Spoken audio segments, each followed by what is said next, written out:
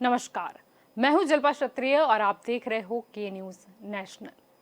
सरकार ने e commerce के लिए जो नियम बनाए हैं उनसे खास तौर पर ऑनलाइन रिटेल कंपनियों की लागत बढ़ जाएगी।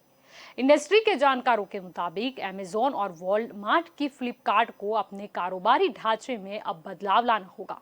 उपभोक्ता मामलों के मंत्रालय ने कंज्यूमर प्रोटेक्शन रूल 2020 में संशोधन का मसौदा जारी किया है। सबसे पहले देखें तो फ्लैश सेल पर लगाम कस दी गई है। संशोधन मसौदे में ई कॉमर्स प्लेटफॉर्म पर फ्लैश सेल को सीमित करने और प्राइवेट ब्रांड को बढ़ावा देने की कवायद पर लगाम लगाने के प्रावधान शामिल है। कंपनियों की तरफ से कंप्लायंस ऑफिसर अपॉइंट किए जाने और सेलर की अनदेखी से कस्टमर को नुकसान होने पर उसकी जिम्मेदारी ई कॉमर्स प्लेटफॉर्म पर डालने का भी प्रावधान किया गया है। जानकारों के मुताबिक इस नियम से टाटा की बिग बास्केट, रिलायंस इंडस्ट्रीज के जियो मार्ट, सॉफ्टबैंक के सपोर्ट वाली स्नैपडील से लेकर अमेजॉन और फ्लिपकार्ट जैसे मार्केट लीडर वाले भारतीय ई रिटेल मार्केट पर गहरा असर होगा। एक अनुमान के मुताबिक इसका साइज 2026 तक बढ़कर 200 अरब डॉलर का हो सकता है। Law firm AP and partners के पार्टनर अर्जुन सिन्हा के मुताबिक नियमों का हर तरह के ई कॉमर्स पर गहरा असर होगा और इससे कारोबारी लागत बढ़ेगी। छोटी बड़ी हर तरह की ई कॉमर्स कंपनियां नई पॉलिसी को स्टडी कर रही है। वे इसको लेकर अपनी चिंताओं से सरकार को जल्द अवगत भी कराएगी।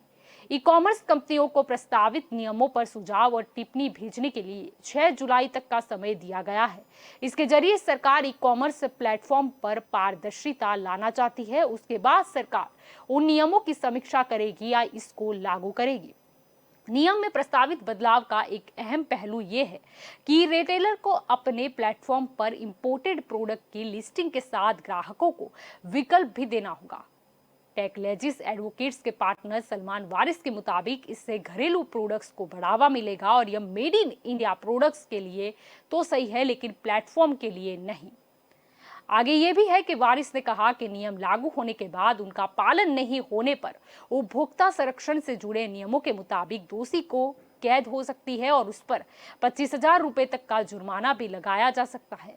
सरकार ने सोमवार को कहा था कि कॉमर्स स्पेस में धोखाधड़ी और कारोबार के गलत तौर तरीके अपनाए जाने की शिकायतों के बाद नोटिफिकेशन जारी कर दिए गए हैं। नए नियमों से सबसे ज्यादा झटका फ्लिपकार्ट और अमेजन को लगेगा। उनमें कुछ ऐसे क्लोज शामिल है जिसके मुताबिक ई कॉमर्स कंपनियों की कोई यूनिट उनके प्लेटफॉर्म पर सेलर के तौर पर खुद को लिस्ट नहीं करा पाएगी। उसकी कोई सहयोगी कंपनी भी उसके प्लेटफॉर्म पर अपने प्रोडक्ट नहीं बेच पाएगी। अमेजॉन के टॉप सेलर एंटिटी में से 2 में ई कॉमर्स फर्म का इनडायरेक्ट इन्वेस्टमेंट है। घरेलू रिटेल कंपनियों की शिकायत है कि अमेजॉन और फ्लिपकार्ट अपने प्लेटफॉर्म पर चुनिंदा सेलर्स के जरिए अपनी होलसेल यूनिट के प्रोडक्ट्स इनडायरेक्ट तरीके से बेचती है और विदेशी निवेश के प्रावधानों के मुताबिक वे अपने प्लेटफॉर्म पर डायरेक्ट सेल नहीं कर सकती है।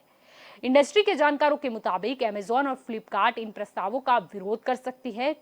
कुछ का मानना है कि सरकार इस तरह विदेशी निवेश के सख्त नियम लागू करने की कोशिश कर रही है और इन नियमों के लागू होने से फ्लिपकार्ट और अमेजॉन सेलर्स के साथ खास तरह के कारोबारी करार नहीं कर पाएगी।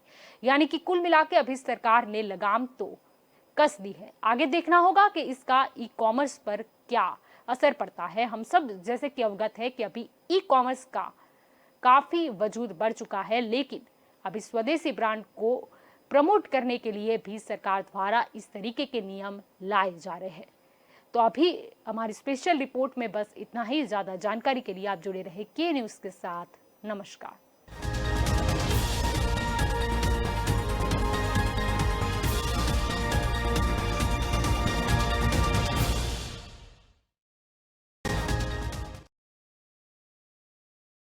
पेट्रोल डीजल के दाम